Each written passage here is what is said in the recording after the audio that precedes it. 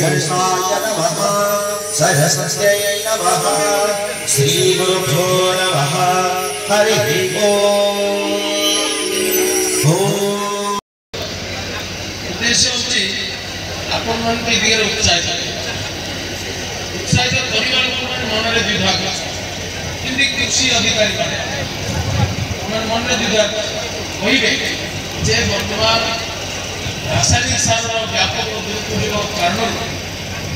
आम चाष क्षेत्र नष्ट होगा रोग रोग हो भूमि बंधा कहे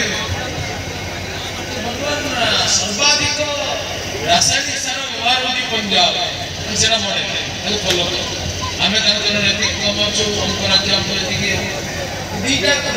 गाड़ी को दीटा दी घंटा टाणी खत्म 20 वर्ष है कृषि अधिकार महासभा शुणुचे एपटे गोटे कथा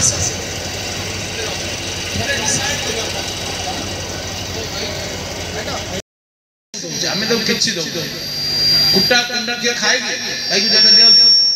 पिकी दिखते वर्ज्य वस्तु दौर सी नहीं करी उपादेय सार में परिणत कर सब पौष्टिक आहार में परिणत करोटा परिवेश प्रदूषण करता से बाहर गोबर परिवेश सुरक्षा जिते अपरिष्कार जगह तो गोबर पानी ढाली दियो लिपि दियो तापर भी आम उपकारी प्राणी को कौन भाई माने प्राणी जगत मुक प्राणी जगत अनन्य प्रतिनिधि गौमाता या चाषर आधार गोमाता मैंने कृषि ट्रैक्टर द्वारा आम तो करुचे गोमाता कौन दरकार ट्रैक्टर तो गोबर दबनी ट्रैक्टर तो क्षीर दबनी ट्रैक्टर तो गोमूत्र दबनी रासायनिक कृषि विरुद्ध बर्तमान संतोष हो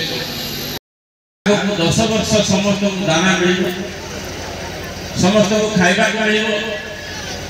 समस्ते कितर सुस्थ रही जहाँ जहाँ सब योजना बनाऊँच अनुरूप भाव ओडिशा डबल इंजिन सरकार मानव लोकप्रिय मुख्यमंत्री मोहन माझी नेतृत्व से प्रकार भाव कार्यक्रम आयोजन हो आज भारत वर्ष लोक संख्या जो 1400 million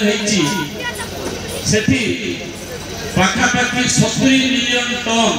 70 MMT chemical fertiliser use जोटी आम पाखापाखि 360 मिलियन मेट्रिक टन आम खाद्य शस्य उत्पादन